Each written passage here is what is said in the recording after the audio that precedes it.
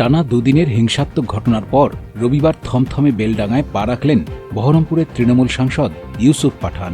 এদিন তিনি মৃত পরিযায়ী শ্রমিক আলাউদ্দিন শেখের পরিবারের সঙ্গে দেখা করতে যান। সোনাক্ষী, মশলা কোথায়?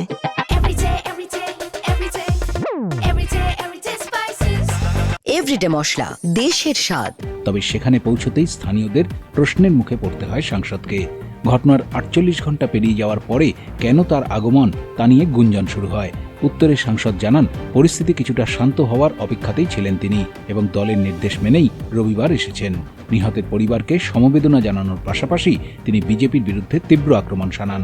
তার দাবি, এই অশান্তির নেপথ্যে বিজেপির উস্কানি রয়েছে।